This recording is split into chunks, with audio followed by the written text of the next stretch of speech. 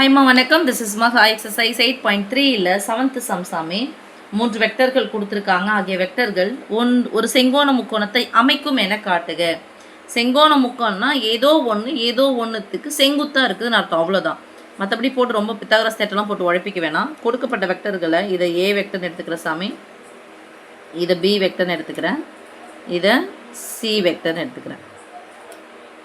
இப்போது செங்குத்து எனில், செங்குத்தாக இருந்துச்சுன்னா ஏதோ ஒன்று ஏவும் பியும் செங்குத்தாக இருந்துச்சு, செங்குத்தாக இருந்துச்சுன்னா கண்டிஷன் அது A vector dot B vector equal to 0. இப்போது அப்போ இதுக்கு இது செங்குத்துன்னு சொன்னாவே அது என்ன முக்கோணமாக வந்துடும், செங்கோண முக்கோணமாக வந்துடும் இல்லையா. அப்போ எங்கே பார்த்துக்கலாமா சாமி? First A vector dot B vector போடுறோம். ஐயும் பெருக்குங்க, ஜேயும் பெருக்குங்க, கேவும் பெருக்குங்க. ஒரு கே தான் அங்கே இருக்குதுன்னு அர்த்தம், பார்த்துக்கோங்க. இங்கே ஒரு ஜே இருக்குது, மைனஸ் ஒரு ஜே, இங்கே ஒரு ஐ. -1 + 2, ஓரெண்டு 2 -2, -2 -1, ஓரெண்டு 2 + 2, ஓரார் 6 -6, that is equal to +2 -2 cancel -6 வருது. அப்போ ஏவும் பியும் செங்குத்து இல்லை, ஏன்னா 0 வந்தால் தான் செங்குத்து, அதனால் செங்குத்து கிடையாது. அடுத்தது ஏ டாட் சி பார்க்குறேன். ஏவும் சியும் பெருக்கிறேன். இங்கே -1, இங்கேயும் -1. அப்போ ஓர் 1 + 1, 2 பழம் மைனஸ் ப்ளஸ், -2 + 3, 3 2 6 -6, 6 5 30 -30, 2 மைனஸ் ஒன்றா சேர்த்துக்கலாம், 1 -36, தட் இஸ் ஈக்குவல் டு -35. ஒரு மைனஸ் வந்தால் கழிக்கணும், பெரிய அந்த சின்ன கழிச்சுட்டு பெரிய குறி போகணும். Not equal to 0, not equal to 0. Okay, அடுத்தது பாருங்கள் சாமி, B vectors dot C vector.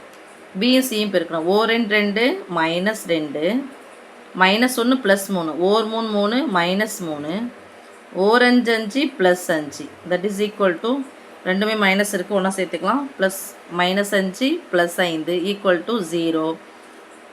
Therefore these implies யார் பெர்பெண்டிகுலர் சாமி? பி வெக்டர் செங்குத்து சி வெக்டர். ஏன்னா டாட் பண்ணும்போது 0 வந்துச்சுன்னா பியும் சியும் ஒன்றுக்கு ஒன்று செங்குத்து. எப்போ ஒரு முக்கோணத்தில் அந்த ரெண்டு பக்கங்கள் செங்குத்தாக வருதோ, ஒன்றுக்கு ஒன்று செங்குத்தாக வருதோ, அப்போ அது செங்கோண முக்கோணம். தேர்ஃபோர் என்ன சாமி எழுதணும்? செங்கோண முக்கோணத்தை அமைக்கும். ஸோ கொடுக்கப்பட்ட வெக்டர்கள்